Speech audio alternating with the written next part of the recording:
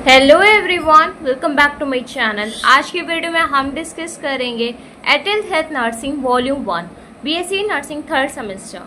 हम डिस्कस कर रहे हैं EMM/ESS पब्लिकेशन बुक से। आप ठाकुर पब्लिकेशन बुक भी प्रेफर कर सकते हैं, बट उसमें पैथोफिजियोलॉजी कंटेंट इतना अच्छा नहीं दे रखा है, इसलिए हम ठाकुर पब्लिकेशन AHN सब्जेक्ट के लिए स्किप कर रहे हैं। वैसे आप AHN सब्जेक्ट के लिए MG कुमारी बुक और EMS पब्लिकेशन बुक को प्रेफर कर सकते हैं। हम डिस्कस कर रहे हैं unit respiratory system. Part 1 video, part 2 video हम लोग डिस्कस कर चुके हैं, अपलोडेड है चैनल पे। आज की वीडियो में हम डिस्कस करेंगे पार्ट 3 वीडियो, जिसमें हम डिस्कस करेंगे ट्यूबरक्लोसिस एंड डॉट्स थेरेपी। तो सबसे पहले हम डिस्कस करते हैं ट्यूबरक्लोसिस क्या है। आपका रेस्पिरेटरी सिस्टम में पढ़ रहा है तो हम लोग स्पेशली ट्यूबरक्लोसिस हम सिर्फ पढ़ेंगे पल्मोनरी ट्यूबरक्लोसिस, मतलब कि टीबी जो आपको लंग्स में डैमेज हो रही है, जो टीबी आपके इन्फेक्शियस डिजीज लंग्स में प्रेजेंट हो, उसको हम लोग कहते हैं पल्मोनरी ट्यूबरक्लोसिस। ट्यूबरक्लोसिस एक इन्फेक्शियस डिजीज है, मतलब कि ये एक पर्सन से दूसरे पर्सन में ट्रांसफर होती है। ये एक बैक्टीरिया के थ्रू होती है, उस बैक्टीरिया को हम लोग कहते हैं माइकोबैक्टीरियम ट्यूबरक्लोसिस, और ये बैक्टीरिया आपका ट्यूबरक्लोसिस कॉज करता है। और जो आपकी ट्यूबरक्लोसिस होती है वो एक क्रोनिक इन्फेक्शियस डिजीज़ है। अगर एक पर्सन को है तो वो ऑनसेट उसका सडन नहीं होता, वो लॉन्ग टर्म पे होती है, और इससे क्योर होना भी थोड़ा सा डिफ़िकल्ट होता है। और आपकी जो ट्यूबरक्लोसिस है उसको हम लोग एक्स्ट्रा पल्मोनरी इन्फेक्शियस डिजीज़ इसलिए कहते हैं कि अदर देन लंग्स में वो इन्फेक्शन कॉज करती है। जैसे कि स्पाइन में हो जाएगी, स्पाइन में अगर आपकी टीबी हो रही है तो उसको हम लोग कहते हैं पॉट्स स्पाइन।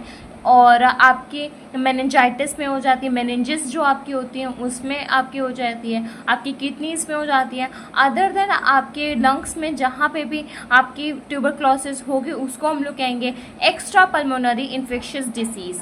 हमने से वो सिर्फ सिंपल में बताया कि पल्मोनरी ट्यूबरक्लोसिस होता क्या है। तो सबसे पहले अगर एग्जाम में आएगा तो आप सबसे पहले लिखेंगे डेफिनीशन आपके सामने स्क्रीन पे है। Tuberculosis is a chronic and extrapulmonary infectious disease acquired by inhalation into the alveolar structure of the lung of a direct droplet nucleus containing of a tubercle bacilli। जो आपका बेसिलस है, मतलब कि जो आपकी बैक्टीरिया है जिसको हम लोग कहते हैं माइकोबैक्टीरियम ट्यूबरक्लोसिस, वो बेसिलाई शेप की है। साथ ही साथ वो आप जब उसको इनहेल करोगे, इनहेल करने के बाद में आप इनहेलेशन कहाँ से करोगे? नोज से करोगे। नोज से वो आपके कहाँ जाएगी? एल्वोलर स्ट्रक्चर में जाएगी। लंग्स में आपके एल्वोलाई प्रेजेंट होते हैं, उन वहाँ तक जाएगी, वहाँ पे जाके वो इन्फेक्शियस डिजीज कॉज करेगी। अगर लंग्स में है तो उसको हम लोग कहेंगे पल्मोनरी ट्यूबरक्लोसिस, और अदर देन लंग्स में जाएगी तो एक्स्ट्रा पल्मोनरी इन्फेक्शियस डिजीज में आएगी। अब हम बात करते हैं कॉजेटिव ऑर्गेनिज्म की, किस ऑर्गेनिज्म के द्वारा ये पल्मोनरी टीबी आपकी बॉडी में अकर होती है। तो ये आपकी माइकोबैक्टीरियम ट्यूबरक्लोसिस करते हैं। माइकोबैक्टीरियम ट्यूबरक्लोसिस एक ग्राम पॉजिटिव बैक्टीरिया है, बैसिलस शेप का है। अब gram positive gram negative bacteria आपने micro organism unit 2 general characteristics of micro organism में पढ़ा होगा, जिसमें हम लोगों ने डिस्कस करा था कल्चर मीडिया को और स्टेनिंग को। तो स्टेनिंग में ग्राम पॉजिटिव स्टेनिंग और ग्राम नेगेटिव स्टेनिंग आपको पता है। नेक्स्ट हम बात करते हैं, ये एक कॉम्प्लेक्स ऑर्गेनिज्म है, इसमें आपका एम बोविस भी इंक्लूडेड है। इसका कॉजेज आपको पता चल गया। ये पल्मोनरी ट्यूबरक्लोसिस का क्या है, वो है आपका माइकोबैक्टीरियम ट्यूबरक्लोसिस। ये बेसिलस या फिर कह सकते हैं रॉड शेप का होता है, और ये एसिड फास्ट आपका बैक्टीरिया है।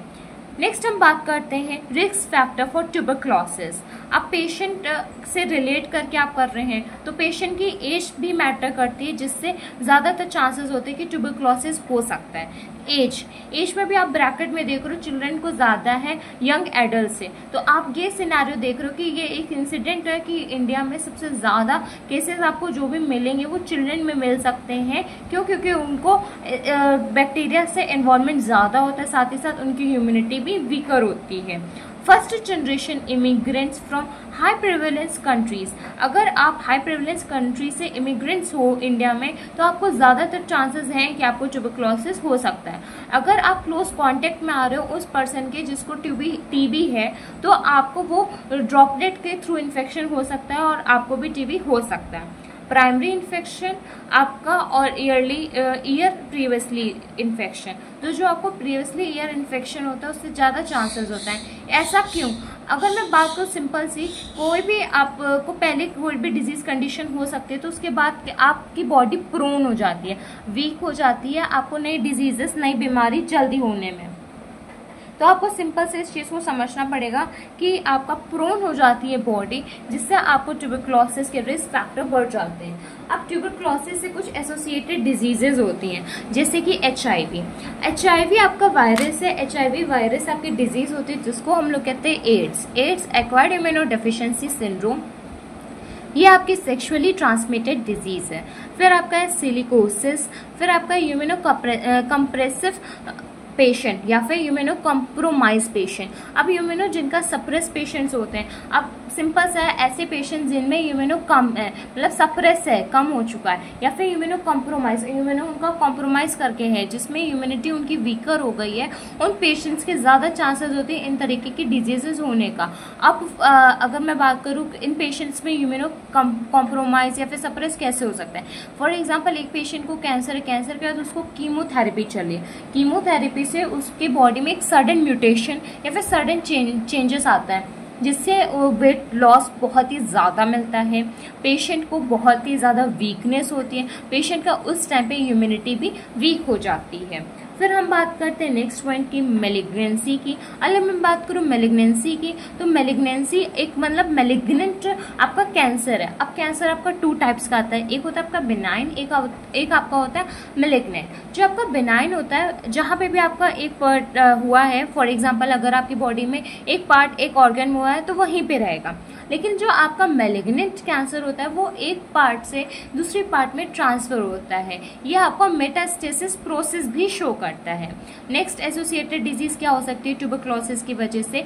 Type 1 diabetes mellitus. तो टाइप 1 डायबिटीज मेलाइटिस आपको पता है कि क्रोनिक कंडीशन होती है और ये करेक्टराइज्ड रहती है आपकी, और ये आपके पेनक्रियाटिक डिसऑर्डर में भी आपने पढ़ी है। नेक्स्ट आपका है chronic renal failure, associated disease में आ रहा है। अब क्रोनिक रेनल फेलियर में आपको बहुत सारी कंडीशंस मिलेंगी, जैसे कि आपको पॉलीयूरिया मिल सकती है, ग्लोमेरुलनेफ्राइटिस मिल सकती है, और आपको बहुत सारी ऐसी कंडीशंस मिलेंगी जो आपके रेनल फेलियर क्रोनिक कंडीशन, वही बात है क्रोनिक एक बहुत टाइम से है।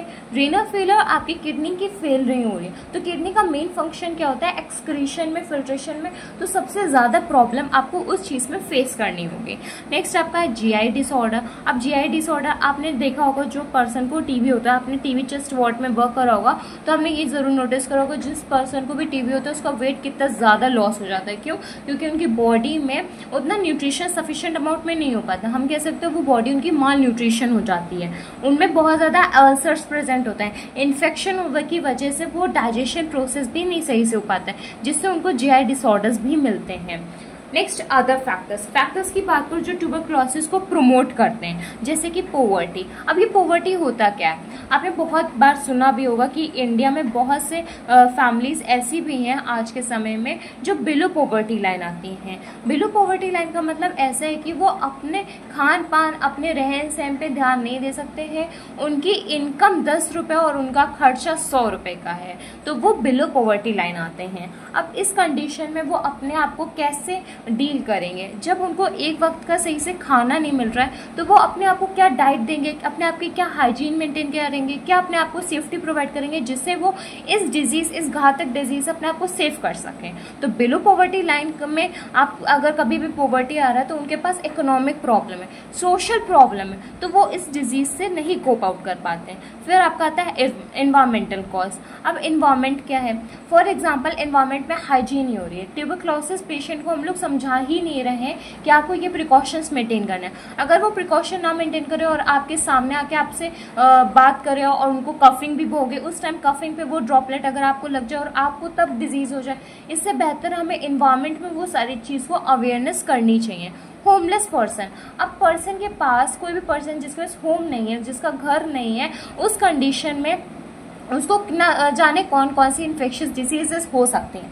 अब पर्सन होमलेस पर्सन है, वो उसको नहीं पता होगा ना उसको कौन सी बीमारी हुई है और वो बीमारी कैसे, ना वो चेक करवा सकता है ना दवा करवा सकता है, लेकिन उसके कांटेक्ट में जितने भी पर्सन आए उन सबको भी तो वो इन्फेक्शियस डिसीज होगी। नेक्स्ट है ड्रग यूजर्स और एडिक्ट्स। अगर मैं बात करूँ जो एडिक्शंस होता है, एडिक्शन बहुत ही बुरी चीज़ है। अगर आप किसी चीज़ के एडिक्टेड हो जाते हो तो शायद वो चीज़ को कोप आउट करना बहुत मुश्किल हो जाता है। फिर आपका आता है लो इकोनॉमिकल स्टेटस पेशेंट। अब जिस पेशेंट्स का इकोनॉमिक स्टेटस लो है तो वो कैसे डील करेगा। अब आप गवर्नमेंट हॉस्पिटल में जाते हो तो आपने ये ज़रूर देखा होगा वहाँ पे पेशेंट लंबी लंबी कतार में क्यों खड़े रहते हैं, क्यों? क्योंकि उनको इकोनॉमिक से प्रॉब्लम है, इसलिए वो गवर्नमेंट की लाइन में खड़े रहते हैं। उनको वो चीज़ फैसिलिटीज़ प्राइवेट में अच्छी मिल सकती है बट वो प्राइवेट नहीं जाते, क्यों? क्योंकि उनके पास इतना पैसा नहीं होता है। वो उस चीज़ के धक्के खाते हैं से वो सब पैसों की वजह से। तो उनके पास अगर इकोनॉमिक स्टेटस अच्छा होगा तो वो शायद अपनी हेल्थ को मेंटेन करके रखें, तो शायद उनको उस चीज़ से ना सफ़र करना पड़े जो आज को वो सफ़र कर रहे हैं। नेक्स्ट आता है आपका सोर्स ऑफ इन्फेक्शन। तो सोर्स ऑफ इन्फेक्शन आपके दो सोर्सेज हैं, एक है आपका ड्रॉपलेट या फिर उसको कह सकते हैं ह्यूमन सोर्सेज, फिर आपका आता है बोवाइन सोर्स जिसको हम लोग कहते हैं इन्फेक्टेड मिल्क से होता है। तो आपके दो सोर्सेज होते हैं, एक आपका ह्यूमन सोर्सेज है, एक आपका है बोवाइन सोर्स। जो आपका ह्यूमन सोर्स है, मतलब कि सोर्स का मतलब क्या होता है, जहाँ से आपको इन्फेक्शियस डिजीज मिल रही है। इसमें दे रखा है सबसे पहले ह्यूमन। अब ह्यूमन दे रखा है तो अगर ह्यूमन की अगर मैं बात करूँ, एक पर्सन को इन्फेक्शियस डिजीज है जैसे कि ट्यूबरक्लोसिस, अब वो पर्सन आपके पास में है और आपसे हैंड शेक कर रहा है, आपसे बात कर रहा है, ड्रॉपलेट उसके आपको लग रहे हैं, आप उसका सामान यूज़ कर रहे हो, वो कफ कर रहा है तब भी आप उसके पास उसका हैंकरचीफ यूज़ कर रहे हो, उसके क्लॉथ यूज़ कर रहे हो, उसके पर्सनल आइटम्स यूज़ कर रहे हो, उसके साथ में हो, तो क्या आप कह सकते हो आप सेफ हो? नहीं। क्यों? क्योंकि उसका ड्रॉपलेट तो आपको उतना इन्फेक्ट कर ही रहा है। उसका जितना ड्रॉपलेट आपके शरीर में जा रहा है उतने ज़्यादा प्रतिशत चांसेस हैं आपको टीबी होने के। तो ह्यूमन सोर्सेज में अब आप कह सकते हैं कि ड्रॉपलेट से आपको इन्फेक्शन कैसे हो सकता है। ह्यूमन सोर्स के स्पूटम में वो बैसिलस प्रेजेंट है, उसकी ड्रॉपलेट कहाँ से आएंगी? रेस्पिरेटरी सिस्टम के लंग्स से आएंगी, राइट? तो वो चीज़ आपको अफेक्ट करेगी। फिर आपका आता है बोवाइन सोर्स। अब ये पहली बार सुन रहे हो गया बोवाइन सोर्स। तो बोवाइन सोर्स आपका इन्फेक्टेड मिल्क से होता है, इसीलिए कहते हैं कि कभी भी दूध को ऐसे नहीं पीना चाहिए, बॉयल करके पीना चाहिए। बॉइलिंग से उसका क्या होता है, जो भी माइक्रो ऑर्गेनिज्म होते हैं वो किल हो जाते हैं, किल हो जाएंगे, फिर आपको वो हार्म नहीं करेंगे। और इन्फेक्टेड मिल्क में वो सारी चीज़ें प्रेजेंट होती हैं जो आपको डिजीज कॉज करा सकती हैं। नेक्स्ट हम डिस्कस करेंगे modes of entry of tuberculosis. आपके 3 मोड्स होते हैं जिससे आपके ट्यूबरक्लोसिस का जो बैक्टीरिया है वो आपकी बॉडी में इंटर कर सकता है। सबसे पहले through the nose respiratory tract जिसको हम लोग कहते हैं, थ्रू द माउथ जिसको हम लोग कहते हैं कि वो डाइजेस्टिव सिस्टम में जा सकता है, थ्रू द आपका स्किन जा सकता है। अब सिंपल सी बात है, जब वो ड्रॉपलेट के फॉर्म होगा तो वो रेस्पिरेटरी ट्रैक से इनहेल करने के थ्रू से आपके अंदर जा सकता है। स्किन कभी भी ड्रॉपलेट आपकी बॉडी में इम्प्लांट हो गया तब आपकी बॉडी में वो इंटर कर सकता है। इन्फेक्टेड मिल्क जब आप उसको माउथ या फिर डाइजेस्टिव ट्रैक में लेंगे तभी आप कह सकते हैं कि आपको इन्फेक्शन हो सकता है ट्यूबरक्लोसिस का। ये आपके थे modes of entry of tuberculosis.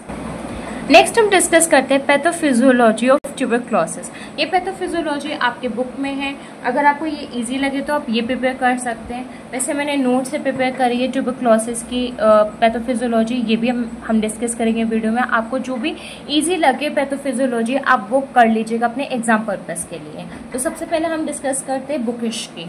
तो बुक में क्या है, ड्यू टू इटियोलॉजी फैक्टर। अब सबसे पहले इटियोलॉजी आपने अभी देखी है, इन इटियोलॉजी की वजह से आपकी कोई भी पैथोफिजियोलॉजी ही स्टार्ट होती है। उसके बाद में आप सेकेंड स्टेप में देख रहे हैं कि फेलर टू डाइजेस्ट एजेंट्स। अब जो आपका एजेंट आ रहा है अब उसको आपने डाइजेस्ट नहीं कर पाया, मतलब कि जो बैक्टीरिया वो आपकी बॉडी में इंटर कर चुका है उसको आप ना रिमूव कर पाओ ना डाइजेस्ट करके रिमूव नहीं कर पाओ। थर्ड स्टेप में क्या होगा, वो बैक्टीरिया आपकी बॉडी में एक्यूट इन्फ्लामेटरी रिस्पॉन्स करेगा। अब बैक्टीरिया एंडोटॉक्सिन्स रिलीज करते हैं जिसकी वजह से इन्फ्लामेटरी रिस्पॉन्सेज होते हैं। फिर थर्ड के स्टेप के बाद में आपका आता है वही बैक्टीरिया के इन्फ्लामेटरी रिस्पॉन्स की वजह से वहाँ पे जो इंजरी है वो परसिस्टेंस हो जाएगी। फिर आपके दो कंडीशन डेवलप होती हैं, जिससे आपका जो टी सेल होता है वो इम्यून रिस्पॉन्स के लिए वर्क करता है, और जो आपका पुअरली डाइजेस्ट एजेंट है वो सिक्रीशन करता है। फॉर एग्जाम्पल, आपकी बॉडी में बैक्टीरिया ने इंटर करा, ये आपके बैक्टीरिया है। अब बैक्टीरिया इंटर करे तो बैक्टीरिया अपना रोल करेगी, और जो पर्सन है, पर्सन की जो भी बॉडी, जो भी इम्यूनिटी है, वो अपना वर्क करेगी। तो आप इस स्टेप में यही चीज को देख रहे हैं। फिर एक्टिवेशन होगा आपका CD4 और टी सेल्स का, जिससे आपका मोनोसाइट्स और कीमोटॉक्सिक फैक्टर भी साथ में एक्टिवेट हो जाएंगे। फिर इन सब की वजह से एक्यूमुलेशन होगा और आपका टिश्यू का मैक्रोफेजेस होगा। अब मैक्रोफेजेस आपके फिर से एक्टिवेट करेंगे आपके IFN अल्फा सेल्स को। इसकी वजह से ट्रांसफॉर्म्ड होगा एप्थिलॉइड सेल्स और गेन सेल्स का। एट लास्ट आपका होगा ग्रैनुलोमा। तो ये है पैथोफिजियोलॉजी ट्यूबरक्लोसिस की, जो आपकी बुक में मेंशन है। मुझे पता थोड़ी सी डिफिकल्ट लग रही होगी, बट अगर आपको इजी लगे तो आप इसको कवर अप कर सकते हैं। नेक्स्ट हम डिस्कस करते हैं नोट्स वाली। तो सबसे पहले आपके जो बैक्टीरिया है, वो बैक्टीरिया इंटर करेगा आपकी बॉडी में। इंटर करने के बाद में क्या करेगा, इन्फेक्शन कॉज करेगा। इस इन्फेक्शन की वजह से आपको 3 टाइप्स की टीबी होती है। सबसे पहले है क्लियरेंस टीबी, मतलब कि आपकी बॉडी में टीबी हुआ, लेकिन वो टीबी इस टाइप का था कि फॉर एग्जाम्पल आपकी बॉडी में आया और चला गया, आपकी बॉडी में कोई इसने साइन एंड सिम्टम्स नहीं दिए, क्लियर हो गया वो, तो उसको हम लोग कहेंगे क्लियरेंस टीबी।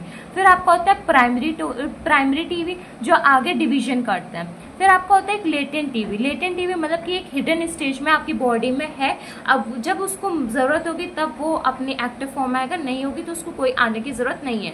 नेक्स्ट जो आपका प्राइमरी टीबी होता है वो आपका प्रोग्रेसिव टीबी में कन्वर्ट हो जाता है, मतलब कि एक कम डेंजरस से ज्यादा डेंजरस में कन्वर्ट हो जाने को हम लोग कह सकते हैं प्राइमरी से प्रोग्रेसिव में हो गया। अब प्रोग्रेसिव टीबी आपकी 2 में कन्वर्ट हो जाएगी। सबसे पहले आपको क्रोनिक पल्मोनरी टीबी देगी, मतलब कि आपको लंग्स में टीबी होगा क्रोनिक कंडीशंस में। एक होता है आपका extra pulmonary TB. Extra pulmonary TB other than lungs जब आपको होगा उसको हम लोग कहेंगे एक्स्ट्रा पल्मोनरी टीबी। अब हम डिस्कस करते हैं क्लिनिकल मैनिफेस्टेशन। अगर मैं बात करूँ क्लिनिकल मैनिफेस्टेशन, तो बुक में आपके 3 टाइप्स में डिवाइड कर दिए हैं। फॉर एग्जांपल, सबसे पहले आपको दे रखा है प्राइमरी पल्मोनरी ट्यूबरक्लोसिस में, फिर आपको दे रखा है एक्टिव ट्यूबरक्लोसिस में, फिर आपको दे रखा है एक्स्ट्रा पल्मोनरी डिजीज सिम्टम्स में। तो सबसे पहले हम डिस्कस करेंगे क्लिनिकल मैनिफेस्टेशन को प्राइमरी पल्मोनरी ट्यूबरक्लोसिस में। तो सबसे पहले आपको दे रखा है इन्फ्लुएंजा। अगर आपको टीबी होगा तो सबसे पहले उस टाइम पे आपको इलनेस, बीमारी सी होगी, डिजीज कंडीशन में साइन एंड सिम्टम्स दिखेंगे तो इन्फ्लुएंजा जैसी चीज होंगी। फॉर एग्जांपल, आपको फीवर रहेगा, चिल्स रहेगा, कफिंग रहेगी। नेक्स्ट आपका रहता है लिम्फ एडिनोपैथी। अब लिम्फोसाइट्स का वर्क रहेगा, और लिम्फोसाइट्स के वर्क से आपका लिम्फो एडिनोपैथी, मतलब कि जो आपकी नर्व्स की डिजीज कंडीशन है वो भी कोरिलेट आप कर पाएंगे ट्यूबरक्लोसिस से। फिर आपका कोलैप्स लोब होगा, या आपका जो लंग्स के लोब होते हैं उसमें आपको मिलता है।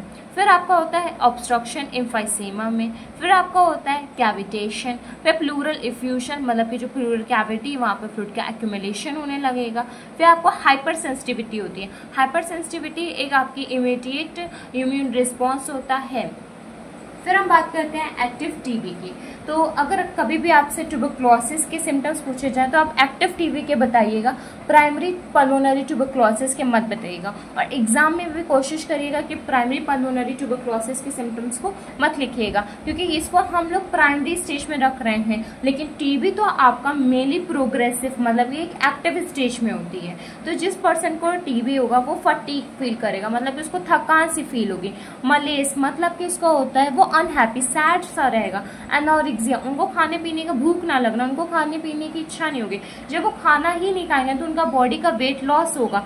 उनको फीवर रहेगा, वो भी लो ग्रेड का। नाइट में उनको बहुत ज्यादा पसीना, स्वेटिंग होगी, उनको बहुत ज्यादा कफ होगा, कफिंग मतलब बहुत ज्यादा उनको खांसी होगी, वो भी ड्राई कफ होगा।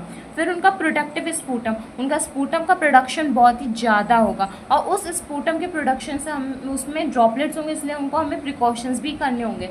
फिर उनको हीमोपाइटिस होगा। हीमोपाइटिस का मतलब होगा जो उनका स्पूटम है उसमें ब्लड होगा। क्या होगा? ब्लड होगा। तो ये आप कहते हैं एक्टिव टीबी के क्लिनिकल मैनिफेस्टेशन। अब हम डिस्कस करेंगे एक्स्ट्रा पल्मोनरी टीबी में हमारे क्लिनिकल मैनिफेस्टेशन। अब इसमें हम डिस्कस करेंगे सिस्टम वाइज। तो सबसे पहले आपका गैस्ट्रोइंटेस्टाइनल सिस्टम में क्या होगा। तो अगर मैं बात करूँ जो आपका गैस्ट्रोइंटेस्टाइनल सिस्टम की, तो इसमें सबसे पहले तो एनोरेक्सिया, मतलब कि आपको भूख नहीं लगेगी। जब आपको भूख नहीं लगेगी तो आपको वेट लॉस होगा। वेट लॉस की वजह से आपको फीवर और नाइट स्वेटिंग होगी। फिर कार्डियक की अगर मैं बात करूँ तो उस टाइम पे आपको कंजस्टिव पेरिकार्डाइटिस होगी, इन्फ्लामेशन होगा आपकी पेरिकार्डियल लेयर में, पेरिकार्डियल इफ्यूजन होगा, फ्लूइड का एक्यूमुलेशन होगा। कार्डियक टेम्पोनेट, इसमें क्या होता है जो पेरिकार्डियल सैक है उसमें ब्लड का एक्यूमुलेशन होगा। फिर आपके हम बात करते हैं जेनाइटो यूरिनरी सिस्टम में, तो वहाँ पे मेनली आपको लीसेंस मिलेंगे।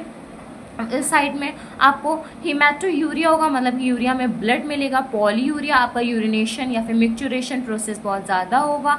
रिप्रोडक्टिव सिस्टम की अगर मैं बात करूँ तो फीमेल्स में जो फैलोपियन ट्यूब है उसका इन्फेक्शन मिलेगा आपको, और मेल्स में आपको टेस्टिस और गोनाड्स का इन्फेक्शन मिलेगा। फिर हम बात करते हैं सीएनएस की, सीएनएस सेंट्रल नर्वस सिस्टम की। तो ट्यूबरक्लोसिस आपकी मेनिंजाइटिस में भी हो सकती है, जिसकी वजह से हेडक है, नेक स्टिफनेस है, वॉमिटिंग है, ये सारी चीज़ें आपको मिलेंगी। अब हम बात करते हैं लिम्फ नोड ट्यूबरक्लोसिस की। तो आपके लिम्फ में जब ट्यूबरक्लोसिस हो जाएगा तब लिम्फ नोड्स का एनलार्जमेंट हो जाएगा, जिससे आप कह सकते हैं वहाँ पे जो सर्वाइकल नोड्स होते हैं वो एक कॉमन साइट है, जिससे आप कह सकते हैं जो लिम्फ नोड के एनलार्जमेंट से आप जब उसको फिजिकल एग्जामिनेशन पाल्पेट करोगे तो ये एबनॉर्मल रहेंगी। नेक्स्ट हम बात करते हैं बोन, जॉइंट्स और बोन मैरो की। तो बोन में जब टीवी आपका हो जाएगा उसको हम लोग कहते हैं पॉट्स स्पाइन। जब आपके स्पाइनल कॉर्ड में ट्यूबरक्लोसिस हो जाएगा उसको हम लोग कहते हैं पॉट स्पाइन या फिर पॉट डिजीज। एग्जाम में कभी कभी पॉट डिजीज आ जाता है, और इसको हम लोग डिटेल में डिस्कस करेंगे हमारे यूनिट मस्कुलोस्केलेटन में, क्योंकि आपका स्पाइन आपका बोन भी पार्ट में आता है, और बोन हम लोग मस्कुलोस्केलेटन में डिस्कस करेंगे। फिर आपको क्रोनिक बैक पेन होगा। फिर यही टीबी आपको अफेक्ट करेगी जॉइंट्स, जैसे कि आपके हिप और नीज में। फिर आपको इन्हीं की वजह से अनीमिया हो जाएगा, थ्रोम्बोसाइटोपिनिया हो जाएगा। अनीमिया जिसमें आरबीसीज कम हो जाते हैं, थ्रोम्बोसाइटोपिनिया जिसमें आपके प्लेटलेट्स कम हो जाते हैं। एड्रिनल ग्लैंड में क्या होता है, आपको एडिसन डिजीजेस मिलेंगी। एडिसन डिजीज आपको कहाँ पे होती है, स्किन, आई, हेड और नेक पे। आपको लुपस वल्गैरिस होगा, किसकी वजह से, टीबी की वजह से। तो ये आपकी क्लिनिकल मैनिफेस्टेशन है सिस्टम वाइज। अब हम डिस्कस करते हैं डायग्नोस्टिक इवैल्यूएशन। तो सबसे पहले आप हिस्ट्री कलेक्शन करेंगे, फिजिकल एग्जामिनेशन करेंगे। डायग्नोस्टिक इवैल्यूएशन में एक 7 टेस्ट है जो आपके लिए बहुत इंपॉर्टेंट है, जो कवर करेंगे आपके पूरे ट्यूबरक्लोसिस को। तो सबसे पहले तो आपको पता होना चाहिए स्पूटम कल्चर हम लोग टेस्ट होता है, जो प्राइमरी टेस्ट होता है आपके ट्यूबरक्लोसिस का। ये आपको टेस्ट पेशेंट के एक्टिव बताता है कि जो आपके माइकोबैक्टीरियम है वो एक्टिव स्टेज में है कि नहीं है, प्रेजेंट है कि नहीं है। ये चीज आपको स्पूटम कल्चर से क्लियर होती है। नेक्स्ट आपका एक इम्पॉर्टेंट आता है प्लूरल नीडल बायोप्सी। इसमें हम लोग क्या करते हैं, नीडल की हेल्प से हम लोग प्लूरल का बायोप्सी, मतलब कि एक स्मॉल टिश्यू को लेते हैं, जिससे हम लोग स्टडी करके कंडीशन देख पाते हैं ट्यूबरक्लोसिस की। फिर आपका होता है मेंटॉक्स टेस्ट। इसको हम लोग बहुत ही इंपॉर्टेंट टेस्ट मानते हैं ट्यूबरक्लोसिस का। इसका ट्यूबरकुलिन नाम से टेस्ट भी होता है। आपने अगर वार्ड में तो इस टेस्ट को करा भी होगा। इसमें क्या होता है, आप एक मेडिसिन आती है जिसको हम लोग कहते हैं PPPD। इसको हम लोग सबक्यूटेशनसली पेशेंट को देते हैं, मतलब कि आप पेशेंट को दोगे स्किन में जहाँ पे नर्व्स नहीं प्रेजेंट है, और वहाँ पे उसके बाद में चेक करोगे 24 आवर्स पे कि उसको 5 mm का व्हील है कि उससे ज़्यादा है। अगर उससे ज़्यादा है तो इसकी कंडीशंस में आपको क्लियर हो जाएगा कि उसको क्या है, ट्यूबरक्लोसिस है। फिर आपका इम्पोर्टेंट में आता है न्यूक्लिक एसिड एम्प्लीफिकेशन, जिसमें आप कह सकते हो कि बहुत सारे आप टेस्ट कराओगे। आप मेनली क्या करोगे, जो आपका न्यूक्लिक एसिड माइकोबैक्टीरियल का है उसका एम्प्लीफिकेशन कराओगे, मतलब कि मल्टीपल टेस्टिंग कराओगे, जिससे आप जान सकोगे कि डायग्नोस कर पाओगे कि ट्यूबरक्लोसिस है पर्सन में कि नहीं है। आप PCR टेस्ट कराओगे। अब PCR क्या होता है, पॉलीमरेज चेन रिएक्शन। तो पॉलीमरेज चेन रिएक्शन भी आपके ट्यूबरक्लोसिस टेस्ट में आता है। नेक्स्ट आप कराओगे टाइम टेस्ट। ये टाइम टेस्ट क्या होता है, इसमें हम लोग पंचर नीडल करते हैं, मतलब नीडल के हेल्प से पंचर करते हैं और स्टडी करते हैं ट्यूबरक्लोसिस को। नेक्स्ट आपका आता है एक मेन टेस्ट जिसको हम लोग कहते हैं गोल्ड टेस्ट। या फिर QFTG टेस्ट, ये आपका मेन टेस्ट होता है। इसमें हम लोग होल ब्लड टेस्ट करते हैं और ये आपके माइकोबैक्टीरियम के लेटेंट स्टेज के या फिर लेटेंट इन्फेक्शन को बताते हैं। तो ये आपके मेन थे। अब अगर अदर देन इसकी अगर मैं बात करूँ तो आप कराएंगे blood test, WBC count, chest X-ray करेंगे, CT स्कैन करेंगे, USG अल्ट्रासाउंड कराएंगे। तो ये सब आपके हैं डायग्नोस्टिक इवैल्यूएशन। डायग्नोस्टिक इवैल्यूएशन के बाद में आपका आता है मैनेजमेंट। मैनेजमेंट में अगर मैं बात करूँ ड्रग के थेरेपीज में, तो आप इसके लिए थेरेपीज लेंगे, जैसे कि आप रिफा एम्पिसिन लेंगे। आप इसको 10 to 12 mg/kg पर बॉडी वेट लेंगे। ये डेली डोजेस पे वर्क करता है। इसके 450 to 600 mg वो रहता है। आप इसमें आइसोनियाजिड देंगे, एक इम्पॉर्टेंट है। इसको 5 mg/kg बाई माउथ देते हैं। ये डेली रहता है, 1 साल तक रहता है। उसके बाद में ये कंटिन्यू रहता है प्रिस्क्रिप्शन के अकॉर्डिंग। तो कुछ मैनेजमेंट में ड्रग्स आपकी एंटीबायोटिक रहती है, वो आपको लर्न करना होगा। ये था आपका ट्यूबरक्लोसिस। ट्यूबरक्लोसिस टॉपिक आपका कंप्लीट हो गया। ट्यूबरक्लोसिस टॉपिक से रिलेटेड आपका कोई भी डाउट हो तो प्लीज़ आप कमेंट बॉक्स में मेंशन कर दीजिएगा। अब हम डिस्कस करेंगे डॉट्स थेरेपी। डॉट्स थेरेपी आपका एक इम्पॉर्टेंट टेस्ट है या फिर आप कह सकते हैं एक इम्पॉर्टेंट थेरेपी है ट्यूबरक्लोसिस में। इसकी मेनली हेल्प से ही हम लोग ट्यूबरक्लोसिस पर्सन्स को ट्यूबरक्लोसिस से बचा सकते हैं, इन्फेक्शियस डिसीज से बचा सकते हैं। तो सबसे पहले इस डॉट्स थेरेपी का फुल फॉर्म की अगर मैं बात करूं तो इसको हम लोग कहते हैं directly observe treatment short course. नाम से पता चला जिस पर्सन को ट्यूबरक्लोसिस है इसमें हम लोग डायरेक्टली ऑब्जर्व करते हैं और हम लोग ट्रीटमेंट करते हैं ट्यूबरक्लोसिस से। ये शॉर्ट कोर्स है, इसमें इतना ज़्यादा टाइम टेकिंग नहीं है बाकी टेस्ट से, बाकी थेरेपी से, और इससे हम लोग पर्सन को सेव कर सकते हैं। डॉट्स थेरेपी आपकी मेनली स्ट्रैटेजी वर्क करती है। ये आपको इफेक्टिव मेडिसिन देती है जिससे पर्सन को हम लोग ट्रीट कर सकते हैं ट्यूबरक्लोसिस से। डॉट्स थेरेपी में आपके 2 फेजेस वर्क करते हैं। सबसे पहला फेज आपका है इंटेंसिव फेज, दूसरा आपका है कंटिन्यूएशन फेज। इंटेंसिव फेज की अगर मैं बात करूं तो इसमें हम लोग एक मेडिसिन देते हैं, एक एंटीबायोटिक देते हैं जो पर्सन को सॉलो करते हैं, मतलब सॉलो करवाते हैं। ये पर्सन को सॉलो करवाने के बाद में हम लोग पर्सन को वॉच और उसका टेस्ट करते रहेंगे। ये इंटेंसिव फेज है। इसका फर्स्ट स्टेज आता है आपका डॉट्स थेरेपी का। इसमें हम लोग ट्रीटमेंट अपने हेल्थ वर्कर्स और अदर ट्रीटेड पर्सन का ही करते हैं। इसमें आपका ये यूजुअली लास्ट रहता है 2 months का, इसलिए मैंने इसमें पेंसिल से लिखा। ये इंपॉर्टेंट भी है कि ये आपकी लास्ट रहती है 2 months का और जो कंटिन्यूएशन है ये लास्ट रहती है 4 to 6 month का। अगर मैं बात करूँ कंटिन्यूएशन फेज की तो ये आपकी सेकेंड फेज आता है डॉट्स थेरेपी का। ये आपका लास्ट रहता है 4 to 6 month का। अब हम लोगों ने इंटेंसिव फेज में एक ही मेडिसिन को सॉलो करा रहे थे पर्सन को, लेकिन कंटिन्यूएशन फेज में हम लोग 1 वीक तक, मतलब 1 सप्ताह, 1 हफ्ते तक मल्टी बस्टर कॉम्बी पैक देंगे। और ये आपका इंपॉर्टेंट है इसलिए मैंने इसको हाईलाइट करा है। ये ड्रग को सॉलो कराएंगे पेशेंट को प्रेजेंस, मतलब कि आप कभी भी आप डॉट्स थेरेपी करोगे तो इस चीज़ में ध्यान दीजिएगा, आप पर्सन को जब भी मेडिसिन या फिर जब भी उसका ट्रीटमेंट करोगे तो वहाँ पे एक हेल्थ केयर वर्कर उसको ज़रूर चेक करेगा, उसको ज़रूर वॉच करेगा, उसका ज़रूर ट्रीटमेंट को ऑब्जर्व करेगा। ये चीज़ एक बेस्ड रहती है और इसमें ऐसा करना भी होता है। फर्स्ट फर्क कितना आएगा इंटेंसिव और कंटिन्यूएशन फेज में, इसमें हम लोग एक ड्रग को सॉलो कराते हैं और इसमें हम लोग मल्टी बस्टर कॉम्बो पैक देते हैं पर्सन को।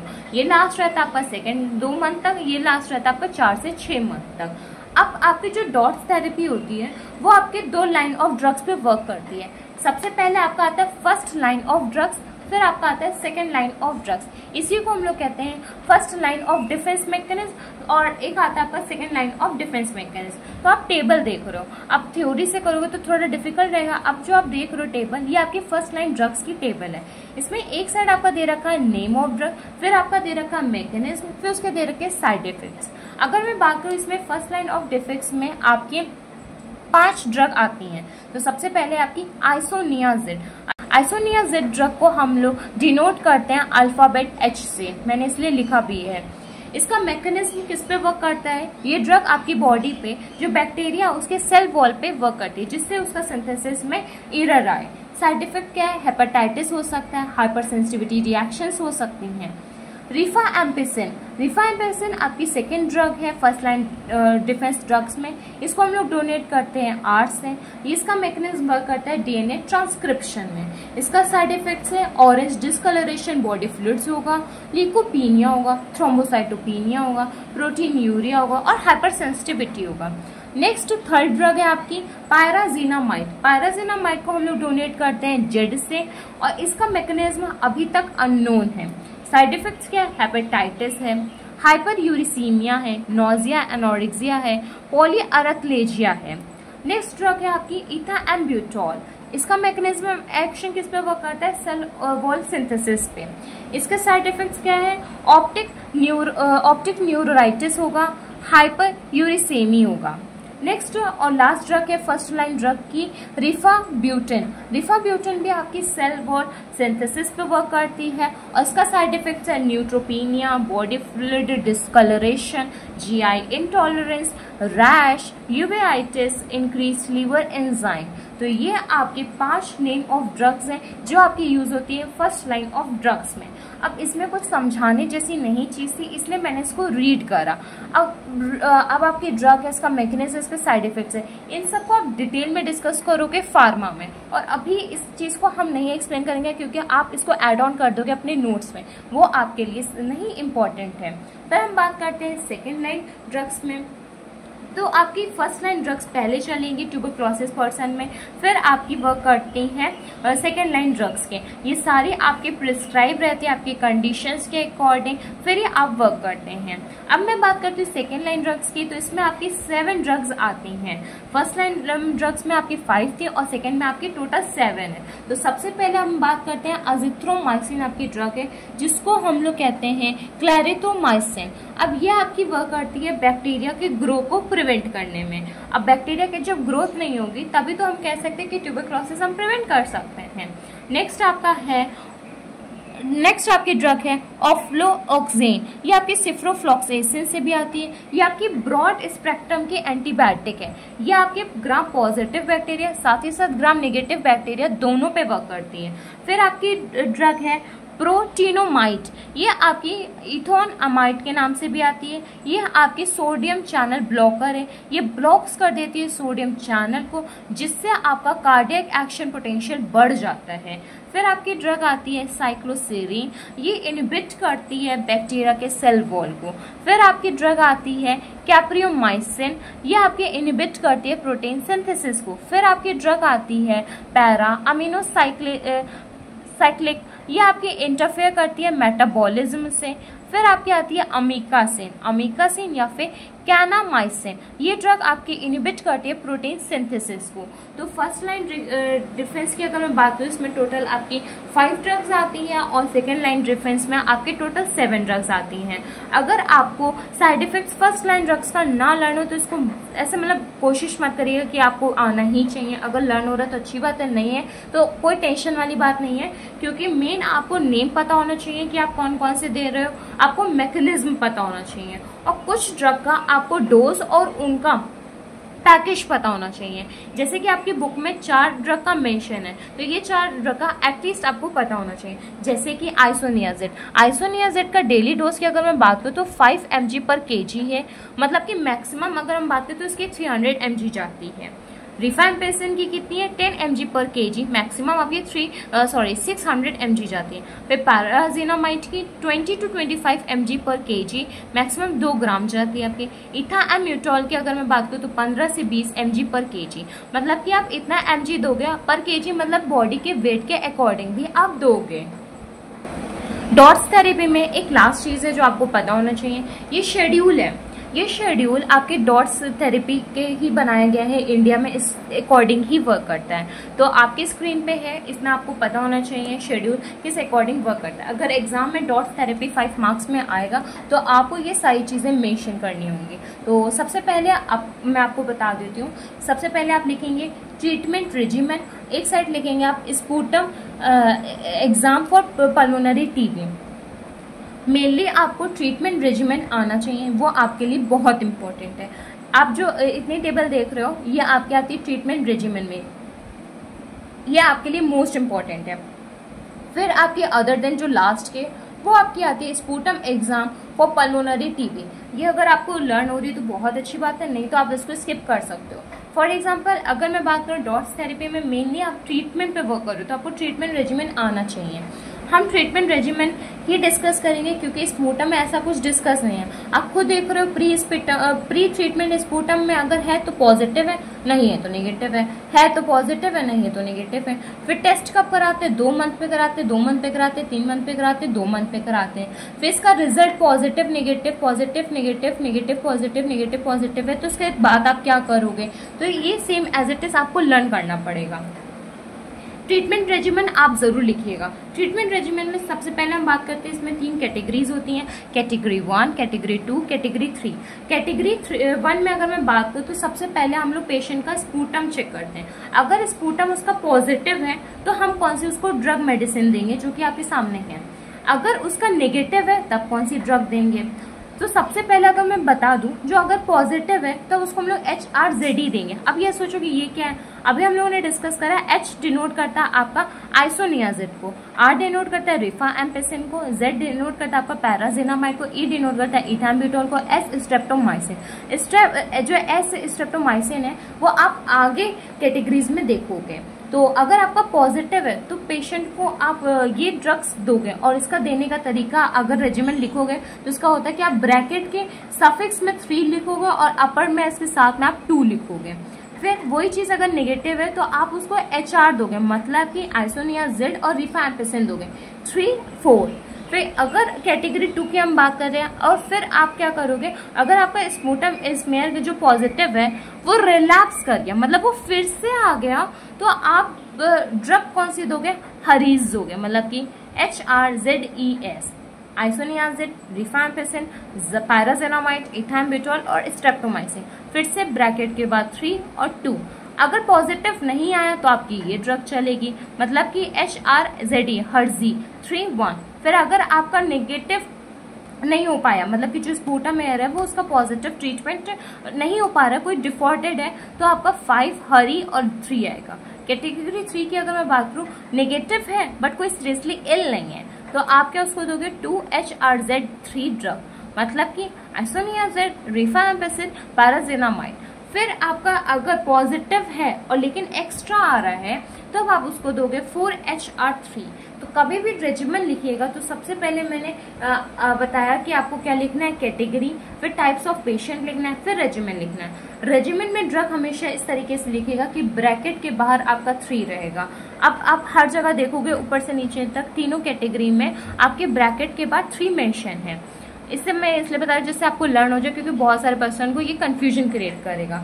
फिर आपको लर्न करना है कि कैटेगरी 1 में आपके 2, 4 रहेंगे, कैटेगरी आपकी जो 2 चलेगी उसमें आपका 2, 1, 5 रहेगा, फिर कैटेगरी 3 में आपका 2, 4 चलेगा। तो इस तरीके से आप कह सकते हैं ब्रैकेट के सफिक्स में 3 रहेगा, ब्रैकेट के बाहर में आपके इस तरीके से रहेंगे। कैटेगरी 1 की अगर मैं बात करूँ तो ये आपका रहता है स्पूटम स्मेयर आपका पॉजिटिव है, स्पूटम स्मेयर आपका कैसा है? नेगेटिव है। और फिर हम बात करते हैं इसमें आपका रिलैप्स कर लेता है, इसमें आपका रिलैप्स नहीं कर पाते, इसमें आपकी कोई डिफॉल्ट होता है, नेगेटिव होता है बट नॉट सीरियसली इल होता है, पॉजिटिव होता है बट नॉट सीरियसली इल होता है। फिर आप उसको ड्रग्स दोगे, तो ड्रग्स कैटेगरी 1 में दोगे हर्जी, हर। फिर आप दोगे कैटेगरी 2 में हरीज, हर्जी, हरी। फिर कैटेगरी 3 में दोगे हरज, हर, जिससे आप थोड़ा सा सिंपल सा ट्रिक बना दोगे जिससे आपको क्लियर हो जाएगा। और ये सब अल्फाबेट्स आपके डिनोट करते हैं इन सारी ड्रग्स को जो आपकी आती है फर्स्ट लाइन ऑफ डिफेंस के ड्रग्स में। अब ट्रीटमेंट रेजिमेंट आपको समझ में आ गया होगा। अब हम बात करते हैं sputum exam for pulmonary TB. अब आप ट्रीटमेंट करने के बाद में स्पूटम का टेस्ट भी तो करते रहोगे। अगर पॉजिटिव स्मेयर आ रहा है तो आपका ट्रीटमेंट भी पॉजिटिव के पर्पज से चलेगा, अगर स्पूटम नेगेटिव आ रहा है तो आपका ट्रीटमेंट भी नेगेटिव फेज से चलेगा। इसका टेस्ट कब कराओगे? अगर पॉजिटिव है और नेगेटिव है कैटेगरी 1 में आप टेस्ट उसके 2 महीने पे करवाओगे। अगर रिजल्ट नेगेटिव आ रहा है तो आप उसका कंटिन्यूएशन फेज चलाओगे। अगर पॉजिटिव आ रहा है तो आप इंटेंसिव फेज पे ही कंटिन्यू रखोगे। अगर नेगेटिव फेज है तो आपको कोई करने की जरूरत नहीं है।